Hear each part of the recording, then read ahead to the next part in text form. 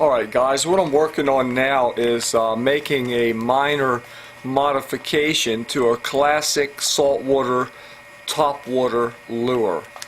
The lure is by Gibbs. Gibbs has been in business since 1945. They made saltwater plugs out of wood and they still make them today. The original Stanley Gibbs has been bought by a different American woodworker, and the guy is doing an outstanding job. He's continuing the tradition with the Gibbs lures. And what I have here is a small Gibbs saltwater plug. It's called the Polaris model, and they come in all sizes. This is the smallest size, 1 ounce, and it goes all the way up to like 3.5 ounces or something like that. But this is a small one, and these are made in USA, made with wood, and a really nicely made lure. I've got one out of the package. Let me show you that. I ordered 2 of these, one for my son and one for me. But out of the package, I've removed one. This is a little 1 ounce Polaris by Gibbs in the yellow color. And I have removed the treble hooks. It comes with 2 treble hooks, one on the belly and one on the tail. And anyone that fishes saltwater very much learns to get rid of your treble hooks, especially when you're after bluefish, because once you get the fish on and land him, it's so difficult to get the treble hooks out of the fish, and more fishermen are hurt getting impaled or bitten by the fish, or impaled by the treble hooks, or both at the same time in the process of trying to get the fish off. Most saltwater fishermen that fish lures will go to a single hook. So ideally what we'll do is, here is the belly hook. I removed it. It's got the long screw insert.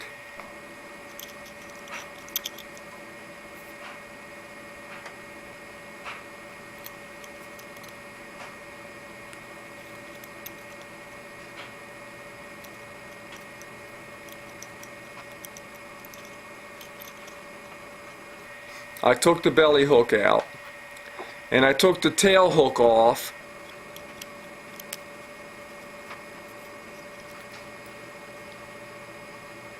and then I weighed the hook by itself without the plastic protectors on it, and the hook weighed 1.4 grams. So then I wanted to look through my single hook selection to see if I could match one up that was the same weight or close. And actually I need to put a counterweight where the belly hook was, and I'll have to look and I'll have to think about that. I don't really want to drill into the lure body. So let me show you what I'm going to do. Before I get started, I'll show you some of the hooks that I looked at, the single hooks.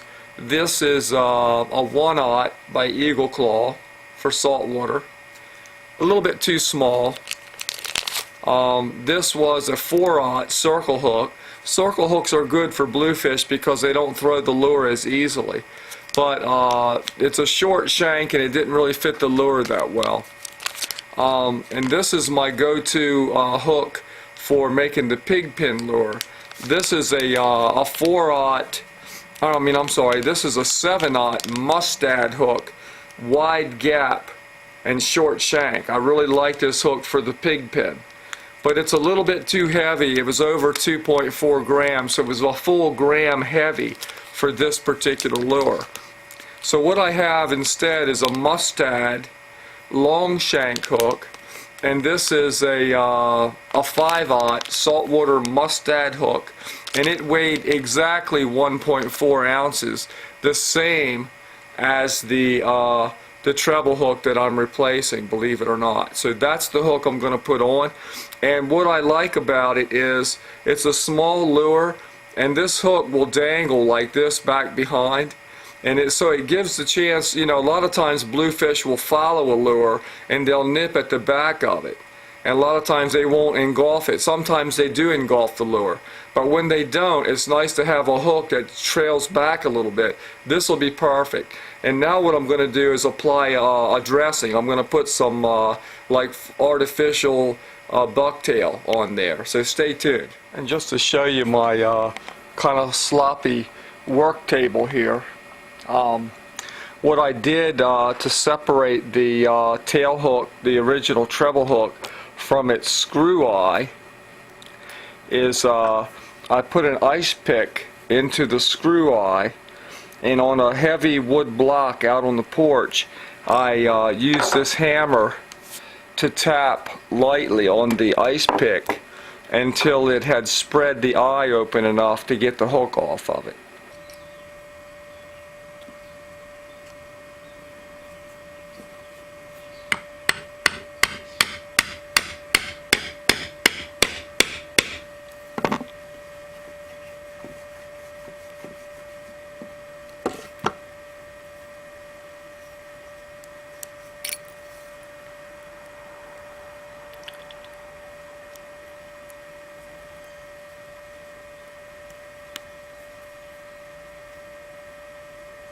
And I could see that this screw hook was already that type. You know, it was the kind that was open when the maker of the lure used it, and he used a pair of pliers to crimp it shut. So when you're fishing lures with screw eyes, and especially the kind that had an open end that they had to close with pliers, you need to remember that when you're fighting powerful bluefish, the gator blues 10 pounds and up, you need to set your drag a little lighter than usual so that they don't pull the screw out of the lure, or so they don't open up this, you know, the ring holder on it, which has been weakened by opening it and closing it now twice.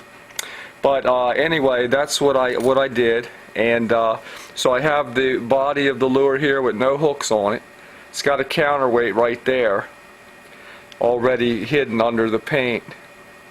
And I'll just put some lead tape here, I guess, to put back some of the weight from that belly hook, because the balance of this lure, it has a very small popper mouth on it, and if I don't put the weight back on that belly, even 1.4 grams or something close, it'll ride nose up a little bit too much in the water, and it won't make the popping sound that I really want it to. So I need to replace that weight, so stay tuned to see that. Let me get the hook in the vise here, and I'll go ahead and add my my tail dressing to it.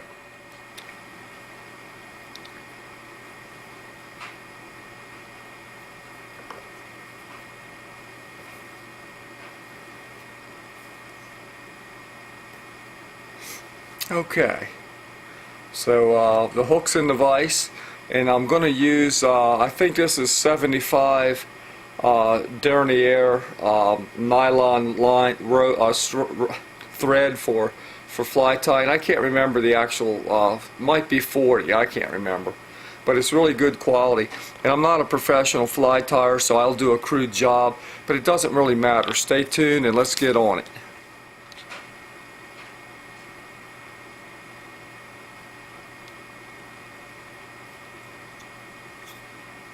Just getting the thread started a little bit, and I'm just using the red thread because that's what was already on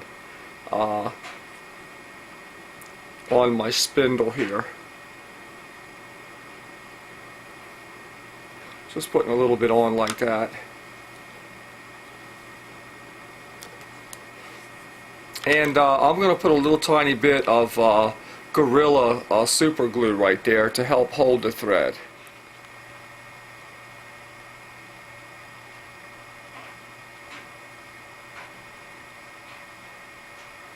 Now, Gorilla super glue is not actually waterproof. It's water resistant, they say. But I haven't had any trouble with it. To me, it works just fine. So I'm just leaving that little blob on there. And then I'm just going to put a little piece of polar flash in like a, I forgot the actual color. It's like a crystal polar flash.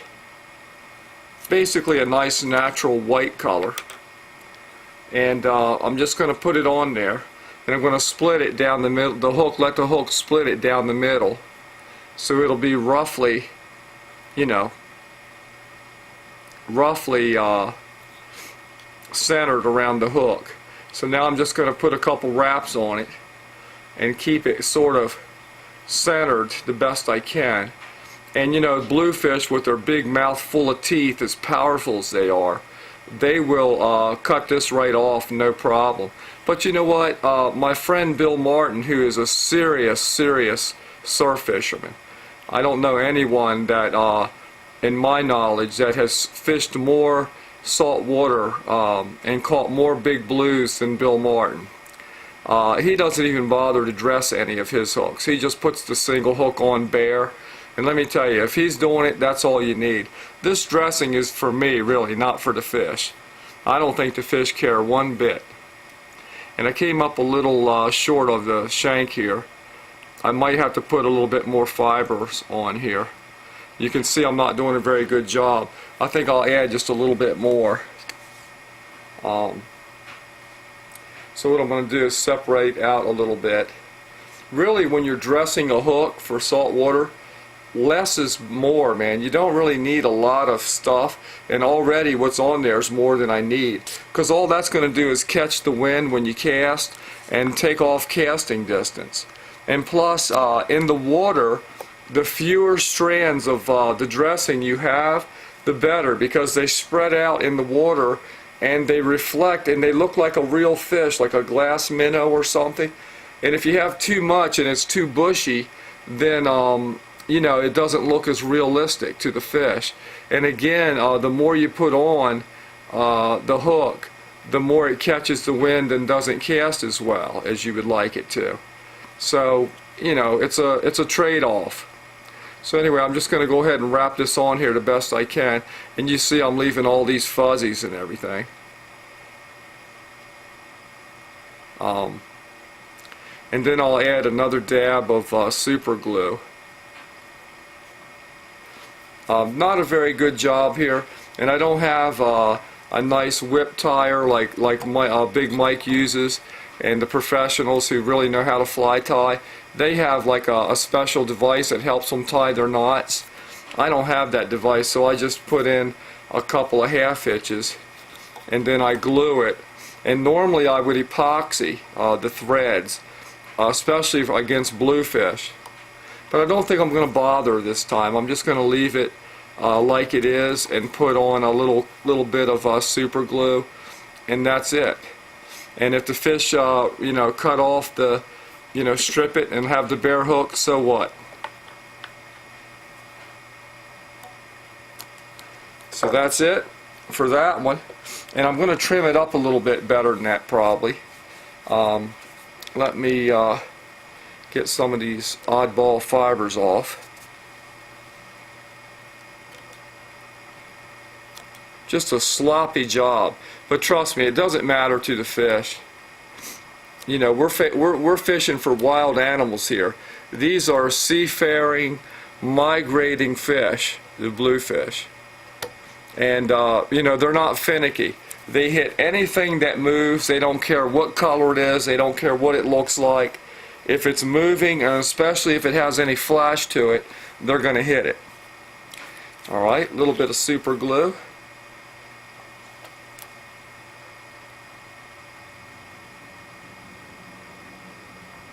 Right there, a little blob of it. And then I'm going to smooth that around. I'll use this dental pick here, just to spread the super glue around a little bit. Like I said, according to Gorilla, who I wrote to him and asked him, I inquired whether or not their super glue is waterproof or not. And they answered me it is not waterproof. It is water resistant. So, you know, good enough to catch a couple fish. That's all I wanted. So I'll let that dry now, and then I'll move on. And we'll show you the next step.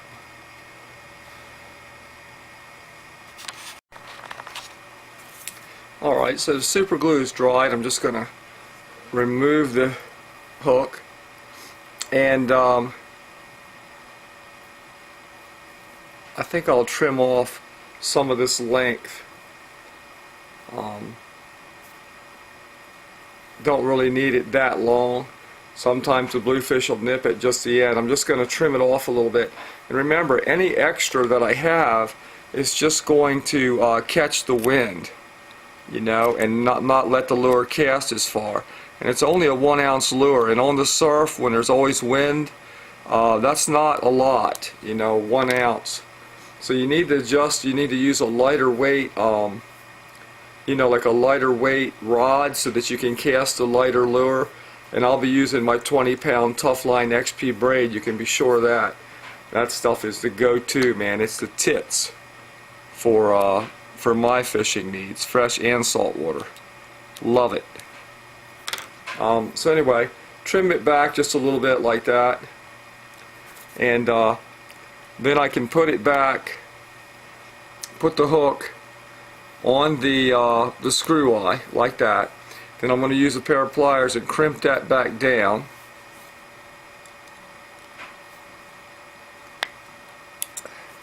Close it back like that. That's good enough. And then I can put it back into the lure. And I removed this hook very carefully so that I didn't wiggle the screw, you know, and make the hole become sloppy or anything. I left it nice and tight, so it's going to go right back in there originally solid, just like it was. And then you can very carefully use the hook to turn that screw, the screw eye. And that way, if you're careful, you can do it without getting any wobble in the screw eye shank itself, because you don't want that hole in the wood to open up or become sloppy. You want it rock hard and tight. So you just have to take your time a little bit and be careful, you know, and make sure you get it in there nice and straight and without messing up the original bored hole for this screw eye.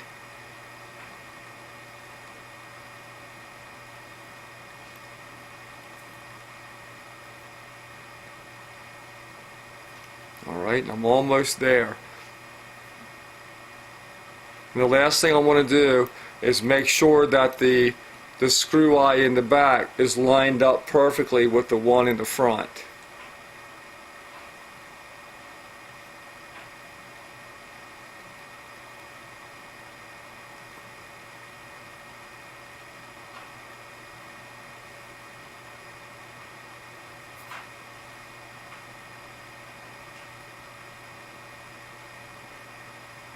And that's pretty good. So there's that. Now I'm going to put the lead tape across the belly, and the bluefish will scrape off the lead tape, but no big deal.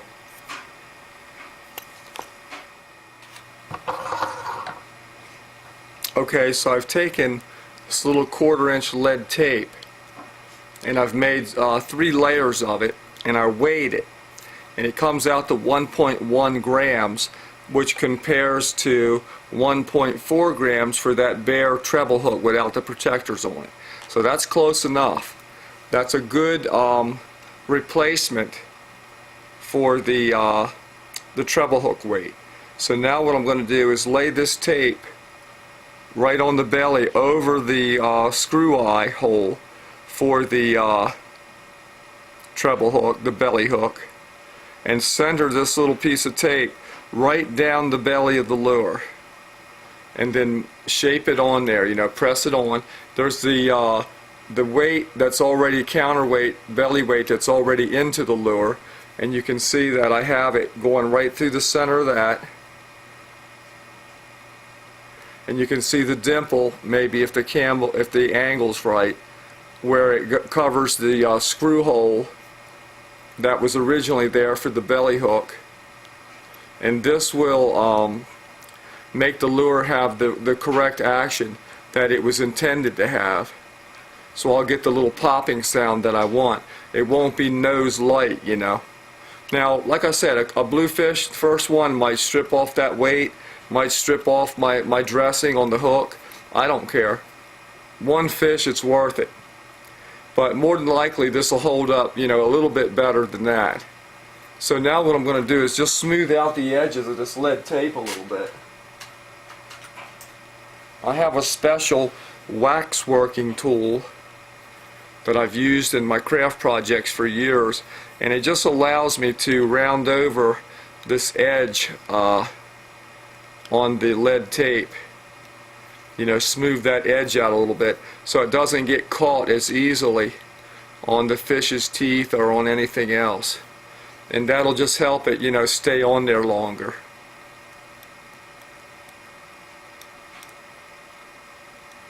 Just breaking the edges. I'm telling you, man, these Gibbs lures are first rate, top quality, just very well made lures. So there's my new lure with a single tail hook and a dressing on it. And that's it. Now I'll repeat the same for my son's copy of it.